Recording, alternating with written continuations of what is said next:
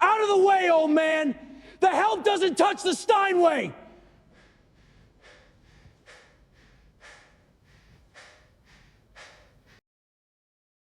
Tristan Hale's venomous voice echoed across the crowded rehearsal hall. 30 students smirked, and 2 professors stood by the door, remaining completely silent. Solomon Reed, a 68-year-old black man in a faded gray custodian shirt, slowly straightened his bent back from the belly of the grand piano, holding his silver tuning hammer. Almost done, son. She's just a half step flat.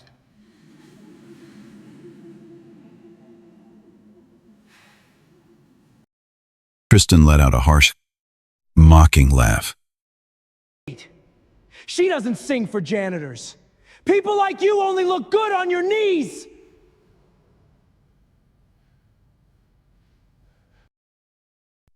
With a sudden burst of motion, Tristan snatched Solomon's leather tool roll and flung it violently across the room. Tuning forks, felt strips, and half a century of an old man's trade scattered across the cold marble floor.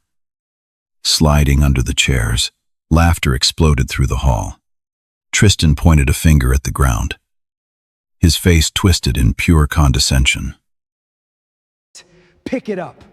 That's the only place your kind belongs.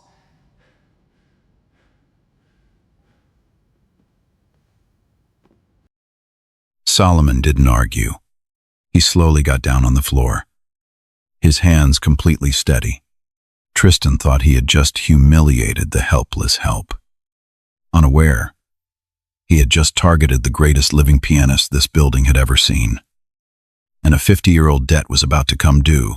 And if you had been standing close, the way the only person in that room who loved him was standing close, you would have noticed something. His hands did not shake. Not the hands of a beaten old custodian. Not the hands of a man humiliated in front of children. They moved with a stillness that had nothing to do with fear and everything to do with control. Steady. Sûr. The hands of a man who had once played the most difficult music ever written for the instrument, in front of a jury that had every reason to crush him, and had not missed a single note. Tristan Hale had just humiliated the wrong man. He had no idea who he was looking at. Nobody in that building did. And that was a mistake 50 years in the making. A mistake that was about to come due. All at once. In front of the most important audience. The Ainsworth Conservatory would gather in 100 years. But to understand the size of what was coming, you have to understand where it started. You have to understand who Solomon Reed really was, and what this country had already taken from him once. The Ainsworth Conservatory of Music sat on a hill above the river like a temple that had decided it was a fortress. Limestone walls, bronze doors gone green with age, a marble lobby with the names of dead benefactors chiseled into the floor. So you would be reminded, with every step, that you were walking on the generosity of the right kind of people. It had been founded in 1898 to preserve and elevate the great tradition. And for most of its history, the great tradition had a door, and the door had a color. And the color was not Solomon's. He had worked there for 19 years. He arrived every night at 6, after the students went home, and he left at 2 in the morning. He tuned the practice room uprights and the recital hall grands. He swept the long halls where the photographs hung. 120 years of laureates, conductors, prodigies, almost every single face the same pale shade, smiling out of their gold frames at a man who mopped the floor beneath them and was never, not once, invited to look up. Solomon Reed was a quiet man. People mistook the quiet for simplicity. They were wrong. The way people are usually wrong about anyone. They have decided not to see. He had grown up 40 blocks south, in a row house with a tin roof that drummed when it rained. His father loaded freight at the rail yard and died of it at 51. His mother, Ruth, sang in the choir at Mount Olive Baptist, and cleaned the offices of a downtown insurance company on her knees. 5 nights a week. There was a piano in the church basement, an old upright with 3 dead keys and a cracked soundboard. And that piano raised Solomon as much as his mother did. He was 4 years old the first time he climbed onto the bench. He was 7 when the choir director stopped the whole rehearsal just to listen to him. He was 9 when Ruth started taking in extra ironing to pay a retired music teacher named Elias Fry 50 cents a lesson. Mr. Fry was an old white man with a stoop and a temper, and the only fair pair of eyes in a 30-block radius. The first day, he sat Solomon down, listened to him play a hymn, and was quiet for a long time. Then he said something the boy would carry for the rest of his life. "This piano, Mr. Fry said, tapping the lid, never once asked what color my hands are. It never asked what color yours are. Either. The music does not know that we are stupid about it, so you play it like the music plays you, and the rest of the world can go to hell." He gave Solomon a brass tuning fork that day. Old. Dented. The note. The whole orchestra tunes to. Every instrument in the world finds its way home to this. Fry said, "You remember that? There is a true note under all the noise. Your whole job, for the rest of your life, is to find it." Solomon kept that fork in his shirt pocket for 59 years. By the time he was 16, the boy from the row house was the best young pianist anyone in the city had ever heard. And that was not a mother's pride talking. He won the Delaware Valley Young Artists Competition at 17, playing it entirely from memory. The first black boy ever allowed to compete, and the only one who finished first. The judges argued about it for 2 hours behind a closed door. They gave it to him anyway, because the only other option was to lie to themselves. And even they could not quite manage it that day.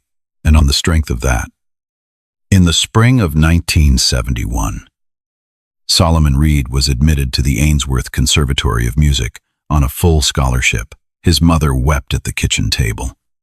She held the acceptance letter to her chest like it was a child. "Play like the door's already open. Baby," she told him. "Play it like nobody alive can take it from you. But somebody could, and somebody did." He lasted 1 semester.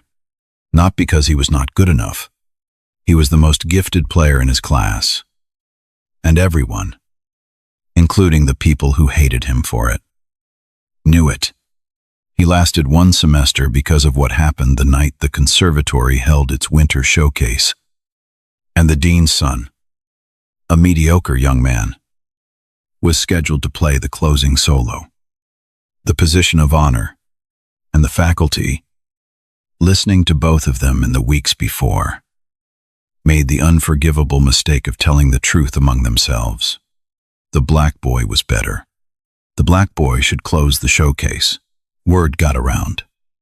Solomon found out he had been given the closing slot the same week.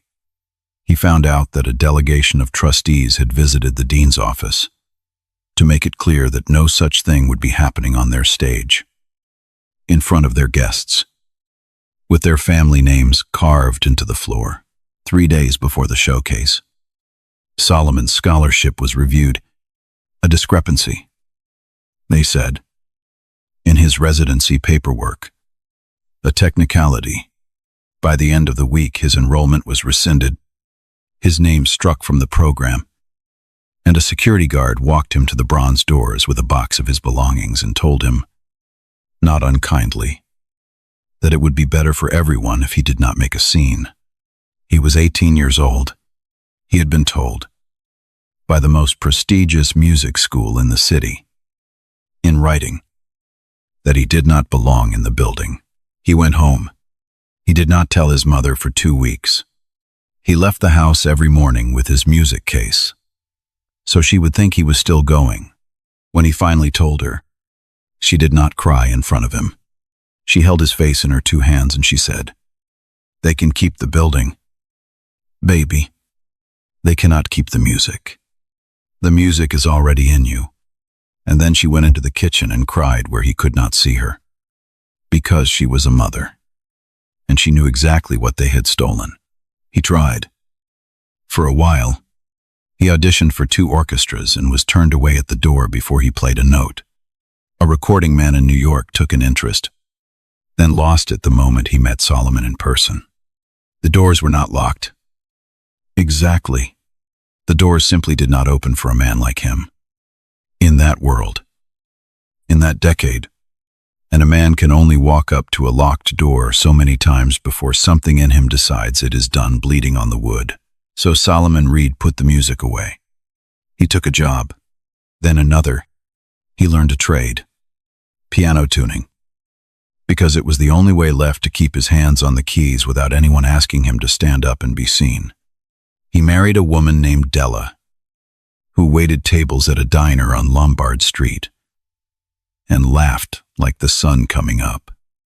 And he loved her for 41 years, until the cancer took her on a Tuesday.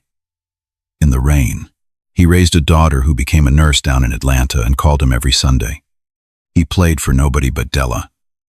In their front room, in the dark, after the dishes were done, and when Della died, he stopped playing even for her. He kept the fork. He kept the yellowed program from 1971, with his name still printed in it, before they struck it out. The only proof in the whole world that for 1 week of his life, the door had stood open, and he kept the piece he had written when he was 19, in the bitter year after they put him out. He called it Let Her Home. It was for his mother. He had meant to play it on a great stage, the way she always dreamed. He never played it for anyone at all. That was the man who got down on his knees on the marble floor of the Ainsworth Conservatory to pick up his scattered tools, while a rich boy laughed. Tristan Hale thought he was looking at the help. He was looking at the best pianist who had ever walked through those bronze doors. The school had just been too proud, for 50 years, to listen. Tristan Hale was 26 years old, and he had never once in his life heard the word no and believed it applied to him. He was the grandson of Eleanor Hale, of the Hale family, whose name was on the largest practice wing, the largest scholarship endowment, and roughly 40% of the conservatory's annual budget. And he was talented. It has to be said because cheap stories pretend the villain has no gifts. And that is a lie that lets too many real villains walk free. Tristan had real hands. He had a clean, fast, glittering technique that could throw off a Liszt etude and make the front row gasp. What he did not have was a single thing to say with it. He played like a man, reciting a language he did not speak. Brilliant, empty, and loud about it. He was the conservatory's anointed star because the conservatory had learned over 120 years that it was always easier and always more profitable to anoint the boy whose grandmother signed the checks. Director Gregory Penn had built his entire administration on understanding exactly that arithmetic. Tristan had a clique, the way that kind of young man always does. 2 fellow students named Colin Webb and Brett Sorensen, who laughed at his jokes a half-second before he finished them, and a faculty enabler, Professor Adrian Leng, the head of the piano department, who had figured out long ago which side of his bread had the Hale family's butter on it. Together they ran the upper floors of the Ainsworth, the way a schoolyard bully runs a hallway, the practice room sign-up sheet, the competition slots, the masterclass invitations, the whole quiet machinery of who got seen and who got erased. And the person they had decided to amuse themselves with that winter was the old man who tuned their pianos. It started small, the way it always does. Tristan would book the recital hall, find Solomon still working on the action of the Steinway, and order him out before he had finished. Chop Maestro. he would say, because he thought the word Maestro, aimed at a janitor, was the funniest thing he had ever invented. He would accidentally set a paper cup of coffee on the keys Solomon had just cleaned and polished. Then watch it tip. Then watch the old man wipe the keys without a word. And laugh. He filmed it. That was the part that turned the stomach. He would hold up his phone and narrate. A day in the life of the Ainsworth custodial staff. Very inspiring. And he would post it for his followers. And the comments would roll in. And Solomon's bent back would get 30,000 likes from people who would never know his name. Solomon endured it. Not because he was weak. Because he had learned something in that bitter year of 1971 that these children would not learn for decades. That a man's dignity is not a thing other people can take. They can spit on it. They can step on it. They cannot reach it. It is kept somewhere they do not have the address to. So he kept his counsel. He found the true note under the noise, and he went home at 2 a.m. to an empty house and a piano he no longer played. And he did the one thing left on this earth that kept him whole. He took care of the children. Nobody else would. Her name was Imani Brooks. She was 15 years old, and she was breaking into the Ainsworth Conservatory 3 nights a week. Solomon had found her 4 months earlier, after midnight. In practice, room 9, the smallest, the worst, the one with the upright whose middle pedal had been broken since before she was born, and which the conservatory therefore did not bother to lock. She had jimmied the window off the alley with a butter knife and a great deal of patience, and she was sitting there in the dark, playing the first movement of the Moonlight Sonata from memory, by feel, because she could not risk turning on the light. She froze when she heard the door. She turned around with the specific terror of a black child caught somewhere. A black child was not supposed to be. Solomon stood in the doorway with his keys and his cart and looked at her for a long moment. He had heard her through 2 walls. He had heard what she was. The thing that cannot be taught. The thing the conservatory's whole machine existed to find, and so reliably failed to find, because it kept looking only in the rooms where the rich children sat. Your left hand is rushing the triplets, he said, and you are scared of the rest. You are filling it in because the silence makes you nervous. Don't. He came in and shut the door behind him. The rest is not nothing. Child, the rest is the held breath. It is the part where the music decides what it is going to say next. You let it breathe. She stared at him. You gonna call the cops? On who? Solomon said. I don't see anybody in here but a girl practicing. He set down his card. Play it again. From the top. And this time, let the silence sit. She played it again. And this time, when she came to the rest, she waited. And the room held its breath with her. And something in the music opened up like a door. That was the beginning. 3 nights a week. After the building emptied and the rich children went home to their warm houses, Solomon Reed taught Imani Brooks on a broken upright in the worst room in the building. He never told her what he had been. He just gave it to her. All of it. 50 years of music dammed up behind a wall, pouring out at last into the one vessel that would hold it. He taught her voicing and weight, and the long line. He taught her that scales were not punishment but prayer. He taught her the thing Mr. Fry had taught him, that there was a true note under all the noise. And her whole job, for the rest of her life, was to find it. And he taught her his mother's words. The way you hand down the only inheritance you have left, when you sit down at that instrument. He told her, I do not care who is in the room. I do not care who is not. You play like the door is already open. You play it like nobody alive can take it from you. You understand me. She understood him. She was 15, and she had nothing. And she understood him completely. The trouble was that Tristan Hale found out. Colin Webb caught her first. He came back late one night for a charger he had left behind. I heard the upright in room 9 and looked through the little window in the door. He took a photo of the black girl at the conservatory's piano and sent it to Tristan with 3 laughing faces and a caption. The next night, they were waiting when Imani climbed in through the alley window. The light snapped on.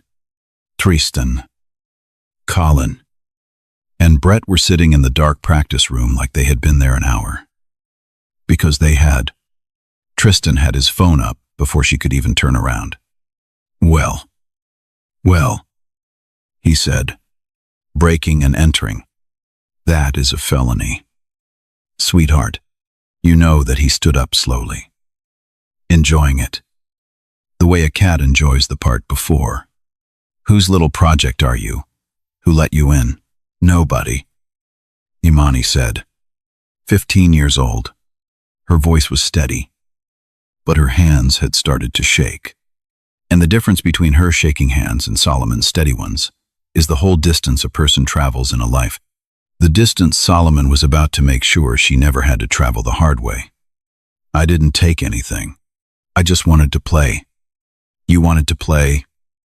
Tristan repeated, delighted, turning the word over for his friends.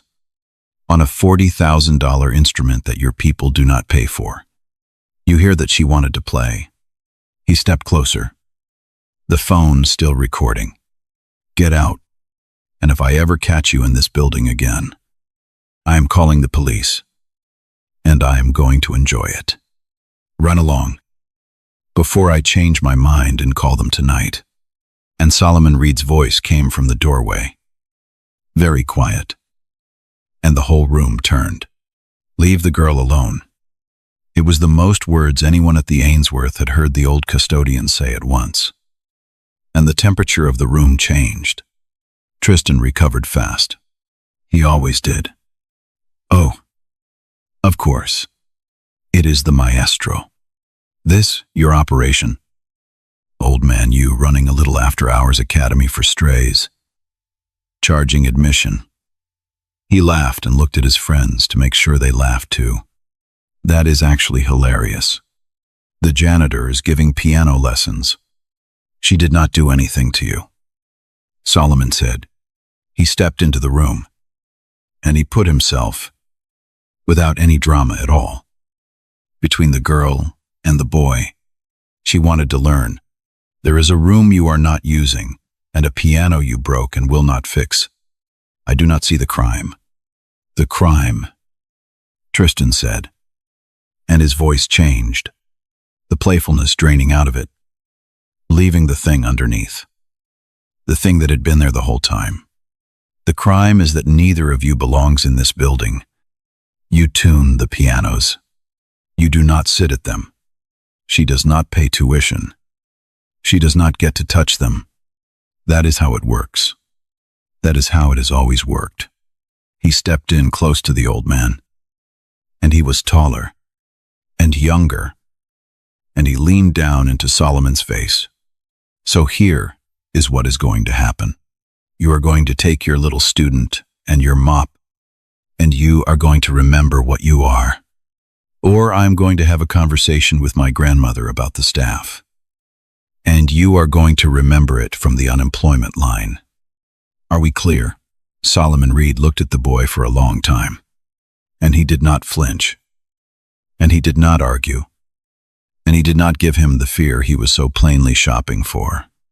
He said, yes, we are clear, and he put a gentle hand on Imani's shoulder, and he walked her out, past the 3 young men, his back straight, and the rich boys watched them go, and felt, for 1/2 of 1 second before they laughed it off. Like the small ones, like the ones who had just lost something they could not name. Outside, in the alley, in the cold, Imani was crying and trying not to. I am sorry. I am sorry. I got you in trouble. I will stop coming. I will. You will not stop coming, Solomon said. You will not stop playing. Not for him. Not for anybody. You hear me? He crouched down, his knees screaming, so that he was level with her eyes. Listen to me, baby. There are going to be men like that your whole life. Men who got given everything and learned nothing. Men who cannot stand the sound of you, because the sound of you reminds them they were handed something they did not earn. You do not let them put their hands on your music. The mop, the room, the door. They can take all of that. They cannot take the music. The music is already in you. You understand? She nodded. Wet-faced. In the dark. Now go home. Practice on the kitchen table if you have to. I will figure out the rest. He went to Director Gregory Penn the next morning. He had never gone to anyone for anything in 19 years. He went now. Because of the girl. Penn's office was on the second floor. Oak Panelet. With a window onto the river, and a wall of photographs of Penn shaking hands with people whose names were carved into the floor downstairs. He was a careful man with careful gray hair, and the particular smile of an administrator who had survived 4 decades by making sure problems always happened to other people. Solomon stood, because he was not offered a chair. And he said it plainly. A young woman with extraordinary talent had been coming in after hours to practice on an instrument no one used. She had nowhere else to play. She was being threatened and harassed by Mr. Bolland, Hale and his associates. All he was asking was that the conservatory let a gifted child use a broken piano in an empty room 3 nights a week, supervised by him, at no cost to anyone. Penn listened with his careful smile, and then he folded his hands on his desk and gave Solomon Reed the same answer. This institution had been giving men like Solomon Reed since 1898. Mr. Reed, I appreciate your charitable instincts. I do. But you have to understand the position you are putting me in. The Hale family has supported this conservatory for over 40 years. Eleanor Hale's grandfather endowed the building you are standing in, and you are asking me to side with, forgive me, an unenrolled miner who broke a window, over the grandson of our most important patron. He spread his hands. I am sure the young lady is talented. The city is full of talented young people. We cannot take them all in. If she is serious, she can audition for a scholarship. Like everyone else. There is a process. There is a process. Solomon repeated, there is a process. Solomon was quiet for a moment. And then he said, and it surprised both of them that he said it. I knew a boy who went through the process here once. Long time ago. He got in. Full scholarship. Best player in his class. He looked at the photographs on the wall. Then some trustees decided his face did not belong on the stage. And the process found a reason to put him out on the street. The process is real good at finding reasons. Mr. Ben, I have noticed that Penn's careful smile did not move. But his eyes did. I do not know anything about that. That is ancient history. No. Sir, Solomon said. It is not even past. And he turned and walked out. He went down to the basement. To the closet. They let him call a workshop. And he did not say a word to anyone for the rest of that day. But that night, for the first time in 3 years, for the first time since Della died, Solomon Reed sat down at a piano after the building emptied. The big Steinway, the one in the recital hall, the one they let him tune and never once let him touch.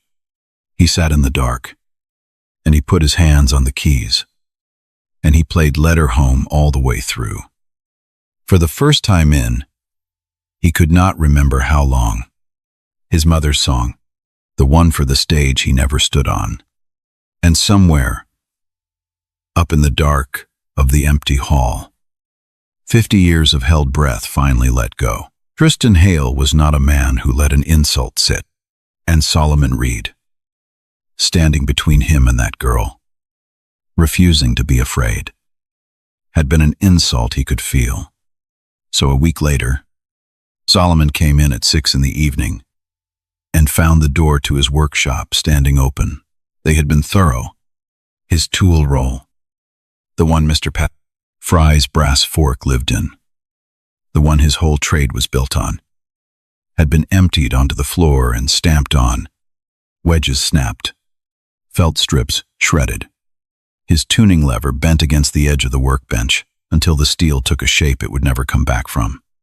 And they had found the one thing that could not be replaced. The program from 1971.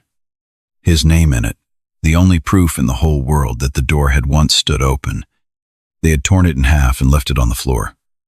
And across the back of it, in the same black marker Tristan used to sign autographs for his followers, someone had written 3 words: "Know your place." Solomon Reed stood in the doorway of that wrecked little room for a long time. He was 68 years old. He had buried a father, and a mother, and a wife. He had been put out of this building once already, 50 years before, and he had carried the weight of it every single day since. And now they had come into the one corner of it that was his, and broken his tools, and torn his name in half, and told him to know his place.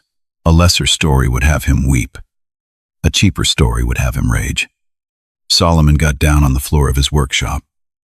Slowly, carefully, one hand on the bench, and he gathered the 2 halves of that program, and he matched the torn edges together, the way you match the edges of something you intend to keep.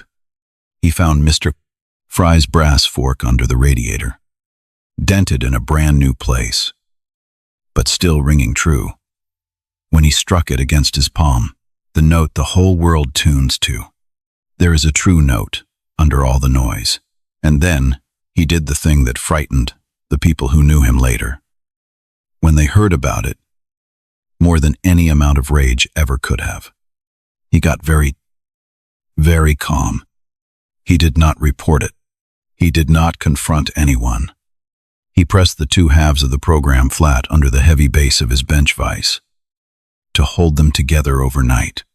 He swept up the broken glass, and then he went up to the recital hall, and he sat down at the Steinway in the dark. And he practiced. He practiced like a man with 3 weeks to live, and one thing left to say, because Solomon Reed had finally understood something. They were never going to open the door for him. He had spent 50 years walking up to it and bleeding on the wood, and they were never, ever going to open it.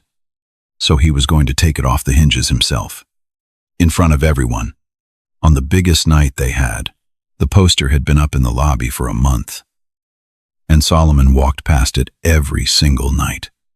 The Ainsworth Centennial Gala, 100 years of excellence, a black tie evening in the great recital hall. Every trustee, every major donor, the mayor, 2 senators, critics flown in from New York and from London, and the reason the whole thing existed, the reason every ticket had sold out in an hour. The headliner, whose face was 4 feet tall on that poster, Maestro the most celebrated living musician the conservatory had ever produced, a conductor and a pianist who had played every great hall on earth, a man with a Kennedy Center medal and a wall of Grammys and a knighthood from a country that was not even his own. 81 years old now, mostly retired, returning to the city of his birth for one single night to headline the centennial of the school that proudly claimed him as its greatest son. What the poster did not say, what almost no one alive still remembered, was this: Augustine Cole had grown up 9 blocks from Solomon Reed. They were the same age. They had come up through the same church basements and the same 50-cent lessons and the same handful of competitions where a black boy was allowed to compete, but not, God forbid, allowed to win too often. They had known each other as teenagers, Two of the only black classical pianists in the entire city, rivals and brothers at the very same time. The way you can only be when there are just two of you against the same locked door. And Augustin Cole had gotten out. He had been lighter-skinned. And his family had a little more money. And a visiting conductor from Europe had heard him at exactly the right moment and pulled him across an ocean to a world that, while no kinder, was at least foreign in its cruelty rather than the familiar American kind. Cole had gone at 19, and he had never really come back. And he had become a legend, but there was one thing Augustin Cole had carried for 60 years. One ghost that no metal had ever laid to rest. Because before he left, in the last summer they were both still in the city. He had sat in a church basement and listened to his friend Solomon Reed play. And he had known, the way you only know it once or twice in a whole lifetime, that the better of the two of them was not the one getting on the boat. You are the one they should be sending. He had told Solomon that summer, you know that. You are better than me. You have always been better than me. And then Cole had gotten on the boat, and Solomon Reed had vanished. Cole had asked after him for years. Whenever he came back through the country, nobody knew. The most gifted player he had ever heard in his life had simply disappeared off the face of the earth. Somewhere around 1972. And Augustin Cole had spent 6 decades wondering whether his friend was alive or dead, and what this country had done to him. Now, Cole was coming back to headline a gala in the very building that had thrown Solomon Reed out onto the street, and neither of them knew the other was about to be in the same room. The afternoon of the gala, the recital hall was a different country. Florists, caterers, a piano technician from the Steinway dealership downtown, brought in special, in a suite, to make a show of preparing the instrument for the great Maestro. Solomon found him fussing at the Steinway around 4 o'clock, and he stood quietly off to one side. The dealership man tuned by ear an electronic meter. Fast. Competent. The way you tune when you have 40 pianos to do that week and a quota to hit. He set the temperament a hair wide. He left the soft pedal catching, just slightly, to the way it had caught for 2 months. Because nobody but Solomon ever noticed. Solomon knew that instrument the way you know a person you have cared for. For 19 years, he had voiced every hammer. He had traced the growl in the bass and tamed it. And he knew that on a humid night, with 300 bodies in the hall, the soundboard would swell, and the upper octaves would go sharp by the second half. And he knew exactly how to set it now, so that it would bloom into tune right when the music needed it most. Instead of drifting out of it, he waited until the dealership man packed up and left. Then he opened his repaired tool roll, took out Mr. Fry's brass fork, struck it against his palm, the true note under the noise, and he tuned the great Steinway one more time, properly, patiently, for the music that he canned, and not the man in the suit. I knew was coming. He was almost finished when Tristan Hale walked in for his sound check. Tristan was in his gala tuxedo 3 hours early, because he liked the empty hall, liked imagining it full of people clapping for him.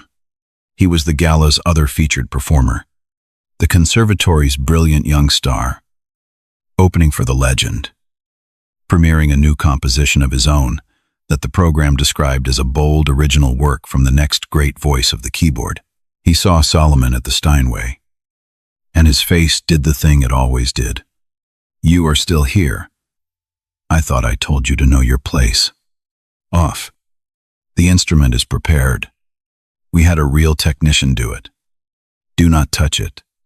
She is catching on the soft pedal, Solomon said. Not moving. And he set her sharp. By the second half, with a full house.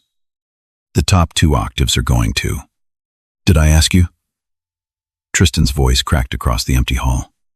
Did I ask the mop man for his opinion on a Steinway? Get up. Get up. And when Solomon rose, slowly, gathering his roll, Tristan looked at the old leather case in his hands, and his lip curled. Oh, those. I heard about your little tantrum, crying over your toys. He smiled. Know your place, he said softly, savoring it, confirming it, telling Solomon without a shadow of a doubt who had wrecked his workshop and torn his name in half. It is good advice. Old man, you should write it down. Solomon Reed looked at him, and for the first time, the old man let him see just a little of what was underneath the quiet. Not anger.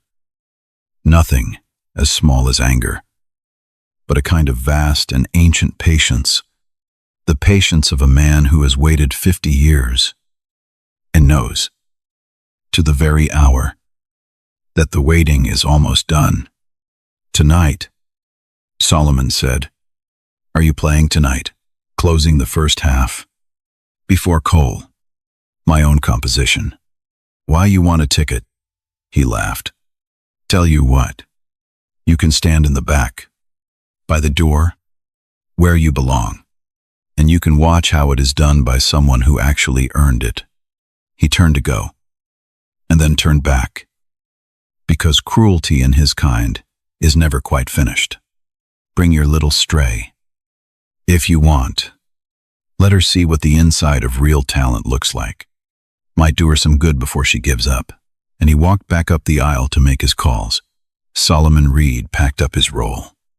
He ran one finger, very lightly, down the keys he had just tuned. Middle C, the note a child reaches for first. And the great instrument answered him, true, and warm, and ready. Yes, he said quietly, to nobody at all. Let her see. By 8 o'clock, the recital hall of the Ainsworth Conservatory held 500 of the most important people in the city, and not one of them knew they were sitting inside a story. Gold light, black ties and gowns the color of jewels, the mayor in the third row, the two senators, the critics from New York and London with their little notebooks, Eleanor Hale, 88 years old, in the center of the front row, in a wheelchair, with a blanket over her knees. Her grandson's whole future arranged around her like flowers around a throne. Director Gregory Penn working the aisles with his careful smile, shaking the hands of the people whose names were carved into the floor, and up in the lighting balcony, where the staff could stand and watch if they kept quiet. Solomon Reed stood at the rail in his clean custodian's shirt, and beside him, because he had gone and gotten her and brought her in through the staff door and put her where she could see, stood Imani Brooks, 15 years old, in the nicest dress she owned, staring down at the great hall with her mouth open. I have never been inside, she whispered. I have only ever heard it through the wall. I know. Baby, Solomon said. Watch the stage. The lights went down. The director gave a speech about 100 years of excellence and the great tradition and the names carved into the floor, and the room applauded itself. And then he introduced the conservatory's brilliant young star, the next great voice of the keyboard, Mr. Tristan Hale. Tristan walked out to a standing ovation. He had not yet done a single thing to deserve, and he sat down at the Steinway that Solomon Reed had tuned. And he began to play his bold original work. And here's the thing about Tristan Hale. The thing the whole glittering room was about to find out. He had real hands and nothing to say. And on the biggest night of his life, in front of the legend he was so desperate to impress, the nothing finally caught up with him. The piece was flashy and hollow, and it went on too long. And somewhere in the difficult middle section, the part where there is nowhere left to hide, The part where the music asks you who you actually are. Tristan's fast, clean, glittering technique met a passage that required something his whole pampered life had never given him. And it failed. His hands tangled. He lost the line. He grabbed for the thread and missed it. And the silence that opened up was not a held breath. It was the silence of a man falling. He recovered. Barely. He banged through to the end on raw nerve and faked confidence. And the room, because it was a polite room full of important people, who had clapped before he played a note, clapped again. But the critics were not clapping. The London man had stopped writing entirely and was simply watching, with the cold expression of a man who has heard the difference between a player and a musician his whole career, and had just heard it again. And in the center of the front row, an old man with a knighthood and a wall of medals, an 81-year-old maestro who had been listening with his eyes closed, opened his eyes, and what was in them was not impressed, and not even disappointed, but sad. Sad, in the specific way of a man who has spent his whole life around a kind of music, and just heard it counterfeited on a stage that meant something to him.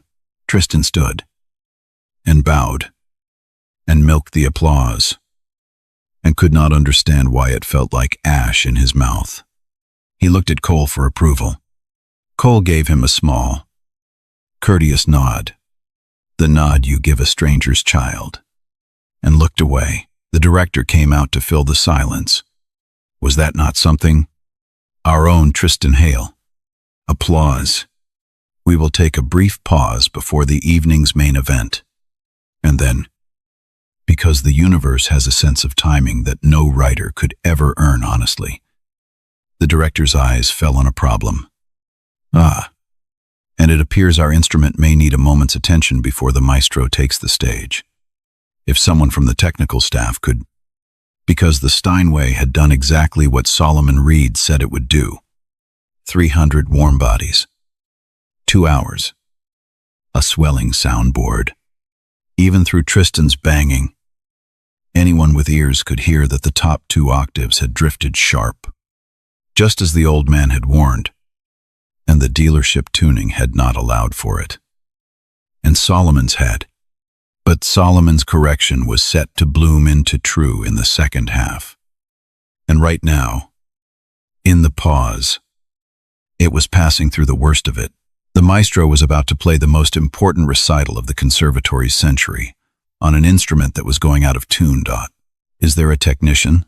The director asked, a little desperately, the careful smile beginning to crack. Anyone. And Tristan Hale, flushed, humiliated, still not understanding why his triumph had tasted like ash, looking for anyone at all he could put beneath him to feel tall again, laughed into the awkward silence and called out, loud enough for the front rows to hear, loud enough for the critics to write it down. Send up the janitor. He thinks he is a piano expert. Let the help fix it. This should be good. The room laughed. Eleanor Hale laughed. Director Penn caught, gestured weakly up toward the balcony where the custodian stood. If our technician would not mind. And 500 of the most important people in the city turned in their seats to watch an old black man in a custodian's shirt come down from the balcony to fix the piano, so that they could enjoy the spectacle of it, the way Tristan Hale wanted them to.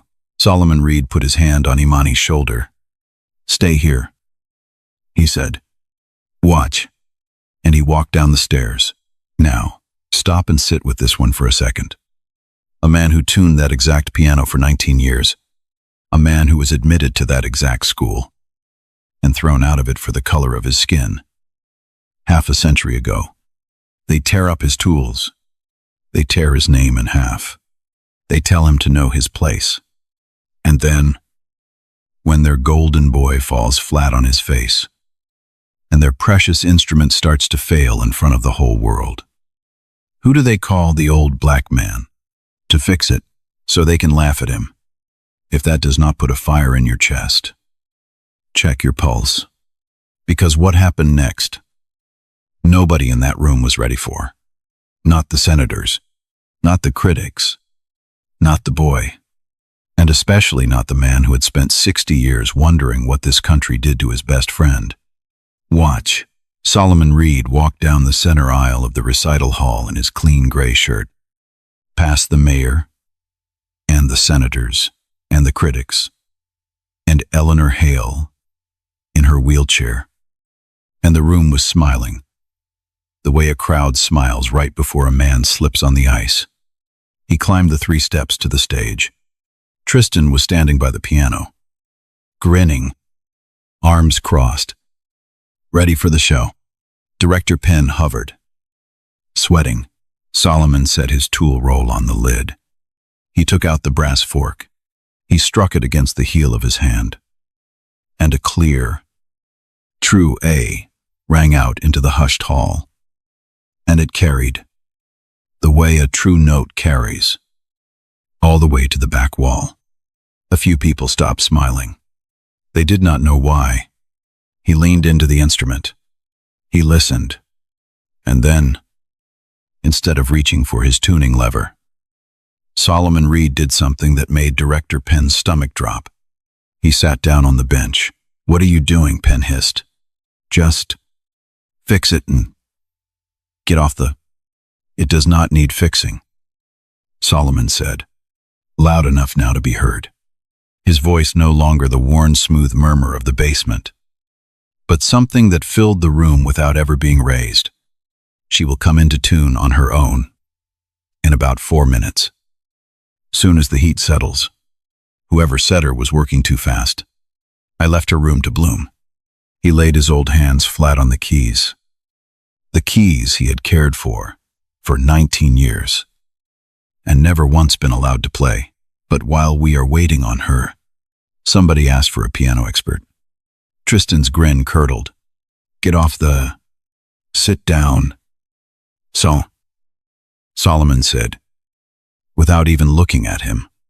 And there was something in it, 50 years in it, that put Tristan Hale, the grandson of Eleanor Hale, back down into his seat in the front row, like a string had been cut. And then Solomon Reed began to play. He started simple, so simple that for the first few seconds the room thought it was a mistake.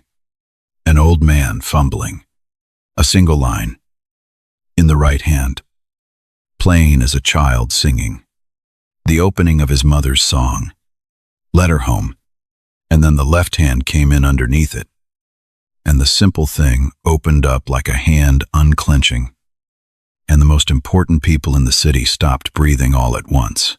It is hard to tell you what it sounded like, because the whole point of it was that it could not be said in words. That was why it had to be music. But imagine 50 years. Imagine a boy admitted to a great school and dragged out by a security guard at 18. Imagine every locked door, every audition cut short at the sight of his face, every orchestra that turned him away before he could play a note. Imagine a man putting the thing he was born to do into a drawer and closing it, and taking a job, and tuning 40 years of other people's pianos so that they could stand in the light. He was never once allowed to stand in. Imagine a wife who laughed like the sun coming up, and then the rain, and then the empty house. Imagine a mother at a kitchen table holding an acceptance letter to her chest, saying, "Play," like the door is already open. "Baby." Now, imagine all of that, the whole weight of one stolen life, coming out of a piano at once. The hall went so silent, you could hear the old man breathing. The flashy boy's empty fireworks were a memory. This was the opposite of fireworks. This was a fire that had been banked for 50 years and was only now, finally, being allowed to burn. The line soared and ached and turned. There was grief in it that made grown men in the third row put their hands over their mouths and there was a kind of joy underneath it that was almost unbearable, the joy of a thing that was supposed to die in silence, and instead got to live. Just this once, in front of everyone. The London critic had stopped pretending to be a critic. He was just a man now, leaning forward, with his pen forgotten in his hand. And in the front row, an old maestro with a Kennedy Center medal and a knighthood and 60 years of the world's greatest concert halls in his memory. Augustin Cole sat up very slowly, and his face changed, and his hand came up to his chest, and his lips parted. He knew that piece. He had heard it exactly once before, half finished, in a church basement, 9 blocks from where he was born. In the last summer, he and his best friend were both still in the city. He had heard the boy who wrote it say, "It is not done yet. It is for my mother. I am going to play it on a real stage someday." And now, an old man in a custodian's shirt was finishing it. At last, on a real stage, 50 years late. "Solomon," Augustin Cole said, out loud, into the silence. His voice broke on it. "Solomon." Solomon played the last phrase of "Let Her Home," the phrase his 19-year-old self had written for the curtain call that never came, and he let the final chord ring out into the hall. And he held it, and held it, his foot on the pedal, until the very last of it faded into a silence, so total it had weight, for 3 full seconds. 500 people did not move and did not breathe, and then Augustin Cole rose from his seat in the front row. 81 years old, the most celebrated musician the conservatory had ever produced, the man the entire evening had been built to honor, and he walked, alone, up the 3 steps onto the stage, past the director, past his own bewildered handlers, and he stood beside the bench and looked down at the old man at the piano, with tears running openly down his face. "It is you," Cole said. "May God. It is you. I have been looking for you for 60 years. Solomon Reed looked up at his oldest friend, and the worn, smooth dignity finally cracked. Just a little, at the edges. "Hello, Augustin," he said quietly. "Long time." And then Augustin Cole, the maestro, the legend, the proudest son the Ainsworth Conservatory had ever produced, turned to face the 500 most important people in the city. And he did the thing that broke the room open. He raised a hand toward the old man in the custodian's shirt, and he bowed, deeply, from the waist, the way you bow to a master. "Ladies and gentlemen," Augustin Cole said, his voice shaking, carrying to the very back of the hall. "For 19 years, this institution has had a man tuning its pianos." He had to stop. He pressed his hand to his mouth. He made himself go on. "A man who is the finest pianist I have ever heard in my life, and I have played with every great pianist alive." The silence held 1 more second, and then it shattered. It did not start with the trustees. It started in the cheap seats and at the edges, with the staff in the doorways, and a young usher, and a waiter who had stopped with a tray of glasses in his hands. It started with the people who knew, in their own bones, what it was to be unseen.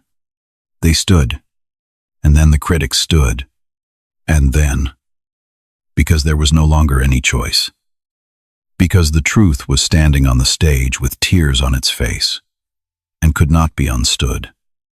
The whole hall came to its feet. 500 people. The mayor, the senators, the trustees whose own families had put a man like this out on the street 50 years ago, rising, in a thunder of applause that went on, and on, and on, up in the lighting balcony. Imani Brooks was crying so hard she could barely see, both hands pressed over her mouth. Watching the old man who taught her on a broken piano in the worst room in the building get the standing ovation that had been stolen from him before she was even born. And in the front row, two people were not standing. Eleanor Hale sat frozen in her wheelchair, her hand at her throat, and Tristan Hale sat very still in his tuxedo, staring at the stage, at the old man he had ordered onto his knees, the old man he had called the help, the old man whose name he had torn in half and whose tools he had stamped on. And on Tristan Hale's face was the specific, dawning horror of a young man who has just understood, far too late, and in front of absolutely everyone, exactly who he had spent the entire winter humiliating. When the ovation finally let him go, Solomon Reed did not bow again, and he did not speak to the trustees lining up with their hands out and their suddenly tender faces. He walked off the stage, past the director, past the senators, and he climbed the stairs to the lighting balcony, where a 15-year-old girl was waiting for him with her whole face wet. Imani could not get the words out. She just grabbed him and held on. "I told you," Solomon said quietly, into the top of her head. "Did I not tell you? The room, the door, none of that was ever theirs to give. It was always yours."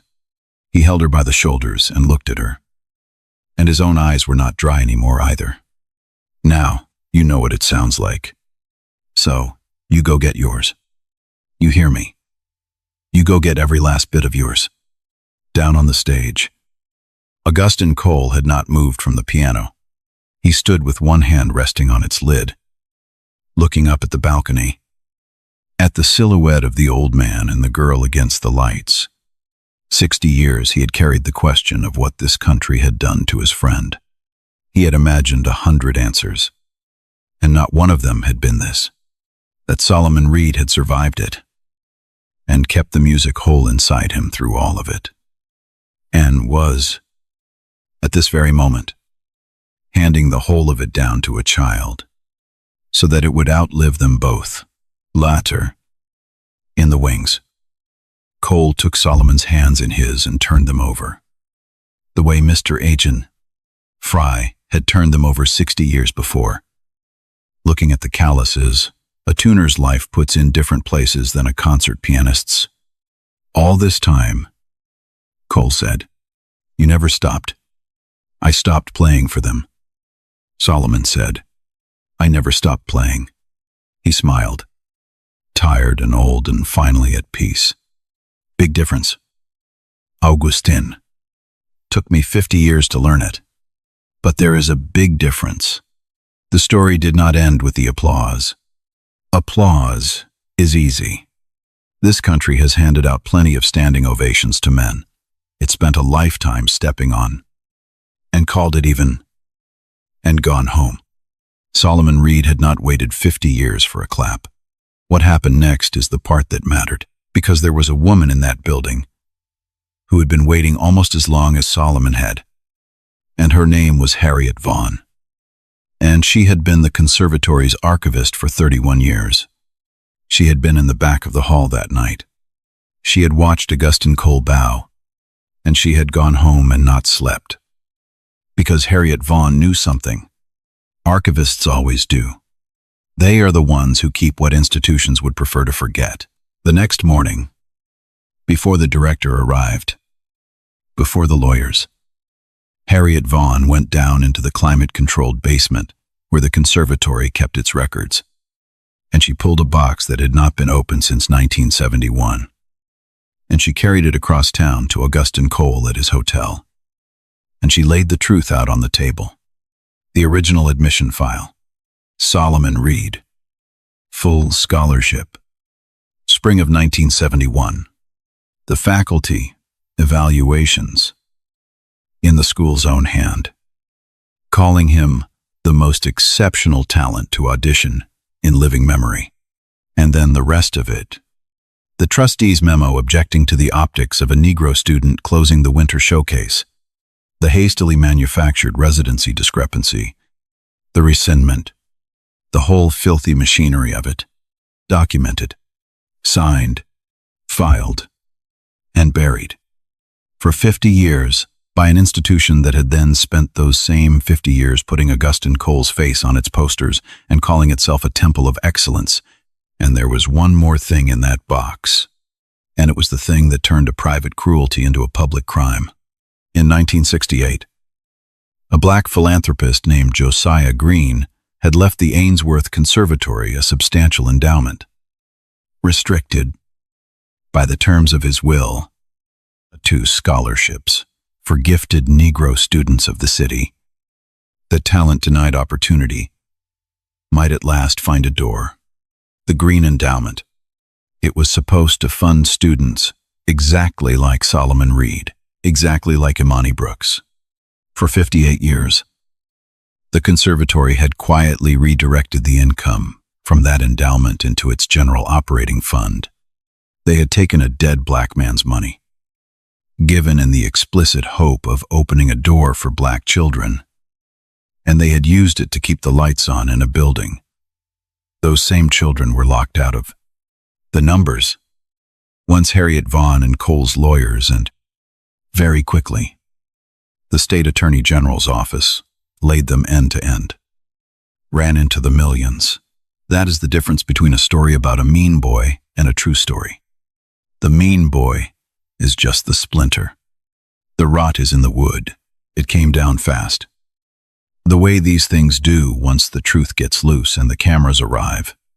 By the end of the week, the video had been viewed 11 million times. The old custodian at the piano. The legend's bow. The whole hall on its feet. And it had been viewed 11 million times with the context.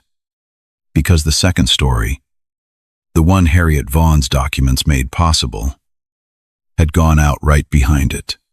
The Prodigy they threw out in 1971, the endowment they stole for 58 years. The old man they put on his knees on the marble floor in front of 30 students that winter, who turned out to be the greatest pianist anyone had ever heard. A hashtag, Justice for Solomon, trended for 2 days. And his mother's words, play like the door's already open. Somebody dug those up, and they trended right behind it. Director Gregory Penn resigned within the month. And then, when the Attorney General's audit of the Green Endowment opened formally, resigned turned into under investigation. And the careful smile that had survived 4 decades did not survive contact with a subpoena. The full board of trustees was restructured.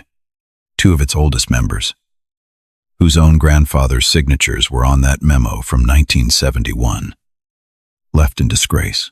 Tristan Hale did not go to prison. Cruelty, by itself, is not a crime, and the law does not punish a young man simply for being small. But the world he had been handed came apart in his hands. The bold original work he had premiered was quietly examined by people who now had every reason to look closely, and large portions of it turned out to have been lifted, note for note, from an obscure recording. The empty boy had not even had anything original to say in his own showcase. His prize was revoked. His name came off the posters. Eleanor Hale, 88 years old, and humiliated in a way her money had never once failed to protect her from before, withdrew the family from the conservatory entirely, and the grandson she had arranged the whole world around discovered, all at once, that without the door his grandmother held open, he could not get into the rooms on his own. He transferred to a smaller school in another state.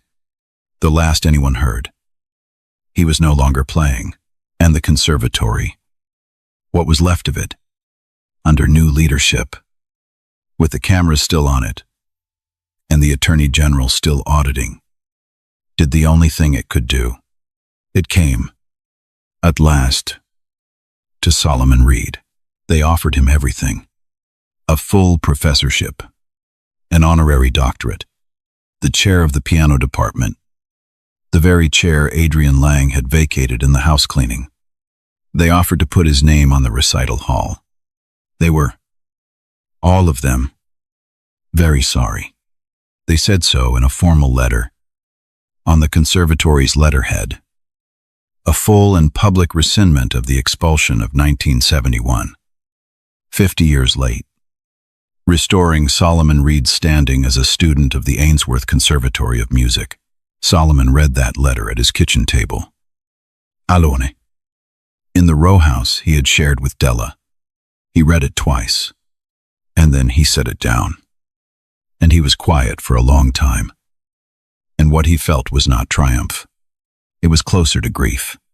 Grief for the 18-year-old boy who would have given anything for this letter, who waited his whole life for a door that opened only after the man behind it was old, and tired, and alone. You do not get the 50 years back. That is the thing the cheap stories never tell you. The justice is real, and it still came too late. And both of those things are true at the very same time. And a grown man can hold them both in his two hands, and not drop either one. He did not take the chair. He did not take the doctorate. He let them keep their building and their titles. He had stopped wanting anything in that building a long time ago. But he made them one offer in return, and it was not a small one. He told them to restore the green endowment, every stolen dollar of it, paid back into the restricted fund, with 58 years of interest, audited by the Attorney General, and used for exactly what Josiah Green wrote down in 1968, and not 1 cent for anything else. And he told them that he would administer it himself. And then Solomon Reed took that money, and the 11 million people who now knew his name, and he opened a door. He called it Open Keys. It was a free conservatory, not a charity afterthought, not a token program, not a photo for the brochure. A real school, in a real building, on the south side, 9 blocks from the church basement where it had all started for him and for Augustine Cole 60 years before. Free instruments, free lessons, open to any child in the city with the thing that cannot be taught, regardless of what they could pay, regardless of what door had been slammed in their family's face before they were even born. He staffed it with the overlooked, gifted black musicians who, like him, had spent their lives playing weddings and tuning pianos and teaching in church basements. Because the great halls had never once opened their bronze doors, he gave them salaries, and dignity, and students. He hung no photographs of dead benefactors on the floor. He hung, in the front hall, a single framed object, the program from 1971, its torn halves pressed back together, his name still printed in it, under a small brass plate that read, "The door was always open. It just took us a while to walk through it." And on the very first day, the first student through that door, the heart of the whole thing, was a 15-year-old girl named Imani Brooks, who would never again have to climb through an alley window with a butter knife to touch a piano, because now there was a building full of them, and her name was on the roster, in ink, and nobody alive could strike it out. Augustine Cole canceled 3 months of his retirement and came home to teach the first master classes himself, for free, beside his oldest friend. The two of them, at last, on the same stage, 60 years late, doing the only thing either of them had ever been born to do. 1 year later, Solomon Reed walked out onto the stage of the great concert hall downtown, in front of 2,800 people, for a sold-out benefit concert for Open Keys. And he stood, for the first time in his entire life, in the light he had been denied at 18. His name was on the marquee outside, Solomon Reed, 4 feet tall, the debut, 50 years late. He wore a simple black suit, and in his breast pocket, where it had lived for 59 years, Mr.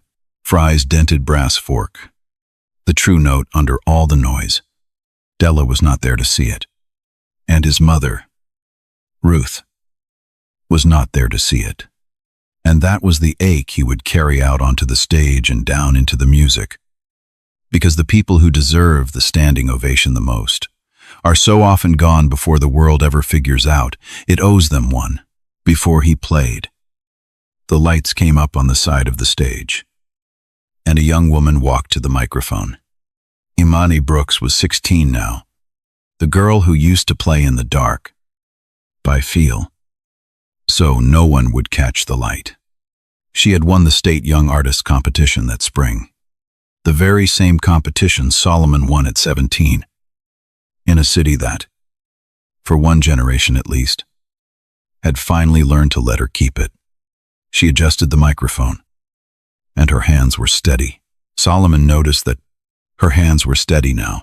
A year ago, she said, I was breaking into a building just to touch a piano, because there was nowhere in this whole city that would let a girl like me sit down and play.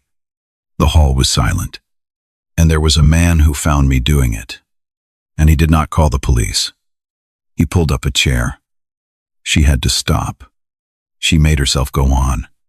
Everybody in this room knows his music now. You saw the video. You saw the bow. But I knew his music before any of you did. I heard it through a wall. In the worst room. In a building that did not want either of us. When he thought nobody was listening, he gave me everything he had. 50 years of it. He poured it into me. Because nobody would let him pour it onto a stage. Her voice broke, and she let it. He told me to play like the door is already open. To play it like nobody alive can take it from you. She looked off stage, at the old man waiting in the wings. Mr. Reed. The door is open. We all walk through it. Because you held it. She turned back to the hall. Ladies and gentlemen, the finest pianist any of us will ever hear. Mr. Solomon Reed. 2,800 people were already on their feet before he even reached the piano. He sat down. He took out the brass fork and struck it once against his palm. And the true note rang out into the great hall and carried all the way to the back. The way it always does. He set his old hands on the keys. And Solomon Reed, 69 years old, finally played his mother's song for a full house. On a real stage. With his own name on the door. 50 years late, and right on time, the Ainsworth Conservatory looks different now. The Green Endowment funds 20 full scholarships every year. Every dollar of it, audited. And you cannot walk 3 feet down that marble hall anymore without passing a face that the great tradition would once have shown the door. Harriet Vaughn, the archivist who refused to let the truth stay buried, was given a permanent place on the new board. The keeper of the records, finally allowed to make the institution remember, instead of forget. There's a new requirement now, written right into the charter, that every student who walks through those bronze doors must spend their first week studying the school's own history. All of it. The memo, the stolen endowment, the boy they put out on the street. They are not allowed to forget him on their way to becoming great. That was Solomon's one condition for letting them keep the building's name. Augustin Cole teaches a class at Open Keys every time he is in the country. He says it is the only stage he has left that he is afraid to be worthy of. And Solomon Reed still drives the same old car. And still keeps his mother's words taped above the piano in his front room. And on Sunday afternoons, in a building full of children, who will never have to climb through a window just to be heard. He sits beside a 15-year-old at the keys, and he says the same thing. His own teacher said to him 60 years ago. In a church basement, with 3 dead keys and a cracked soundboard, and the whole stupid, cruel world locked outside the door. This piano never once asked what color your hands are. The music does not know we are stupid about it. So you play it like the music plays you, and the rest of them can go to hell. Then he opens the lid, and he lets them begin. Now look, they had this man for 19 years. 19 years he tuned their piano so that other people could sit in the light. 19 years he swept the floor underneath 100 portraits of faces they decided were worth hanging. And not one of them was his. And not one of them was ever going to be. Until a boy who got handed everything pushed an old man to his knees on a marble floor and called him the help. 50 years they kept that door shut. 50 years. They took the scholarship a black man left for black children. And they spent it keeping the lights on in a room those same children could not get into. And when the truth finally walked out onto a stage and sat down at a piano, the whole building rose to its feet and clapped for the man they had been stepping on the entire time. So, I am going to leave you with the thing this story left with me. They can take the building, they can take the scholarship, the stage, the title, the bronze adores, the 50 years of your life. There is one thing on this earth they cannot reach, and it is the thing you were born with, the thing that is already inside you, the true note under all the noise. They told Solomon Reed to know his place, and he did.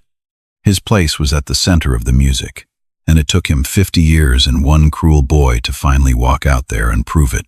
If anybody has ever made you feel invisible, if anybody has ever told you to know your place, understand this. The quietest man in the building is not the weakest one. He is the one who has been holding the door open for somebody else the entire time. You are not the help. You never were. If this story put a fire in your chest, hit that like button. Share it with somebody who needs to hear it tonight. And tell me in the comments, who held the door open for you? Who is the person nobody ever clapped for?